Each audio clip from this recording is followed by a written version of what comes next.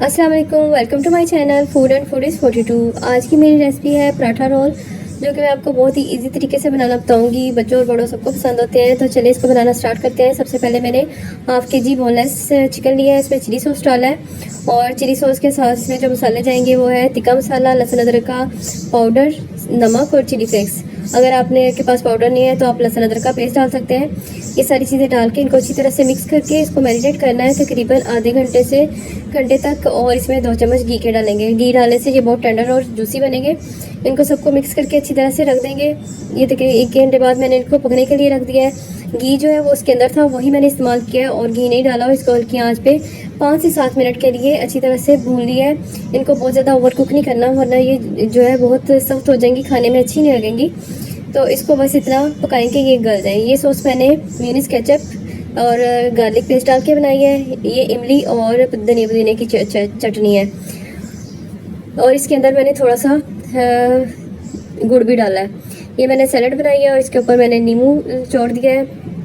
और ये खीरा है। सैलड आप अपनी मर्ज़ी से डाल सकते हैं। इसमें शिमला मिर्च और गाजर भी ऐड कर सकते हैं सीज़न के लिहाज से।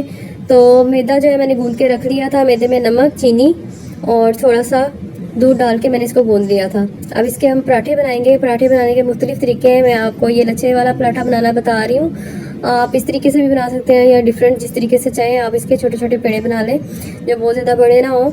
तो इनको बना के पहले रख लें और 10 मिनट के लिए स्टे दे दें। जब ये थोड़े से स्टे दे देंगे, नरम हो जाएंगे, फिर इसके हम पराठे बेल के पराठे जो है रेडी कर लेंगे। ये देखिए पराठा मैंने रेडी कर लिया है। इसके ऊपर, इन पराठों के ऊपर घी बहुत थोड़ा सा लगता है। थोड़ा सा घी लगा के इसको अच्छी तरह से सेक लेंगे। ज़्यादा घी लगाने से बहुत ऑयली हो जाते हैं और हैवी हो जाते हैं। इनको खाने में फिर जो है वो अच्छे नहीं लगते। ये देखिए पराठा मैंने सेक लिया है अच्छी तरह से। अब इसकी बाइंडिंग करेंगे। अगर आपने ये सॉस वगैरह बना के रखी हो तो ये बहुत जल्दी चटपट बन जाते हैं और बच्चे बहुत शौक से खाते हैं। सबसे पहले मैंने इसके ऊपर धनिया पुदीने और इमली की चटनी लगाई है। इसको आप अपने टेस्ट के लिहाज से बना सकते हैं, ज़्यादा खट्टा या मीठा जिस तरह से। फिर इसके ऊपर चिकन के पीसेस लगाए हैं और इसके ऊपर फिर सैलड लगाएंगे। सैलड आप अपने मर्ज़ी से इसमें कम ज़्यादा जैसे चाहे वैसे लगा सकते हैं। ये देखिए सब चीज़ें लगा के ऊपर मैंने इसके सॉस डाल दिया है। ये सॉस बहुत मज़े का लगता है।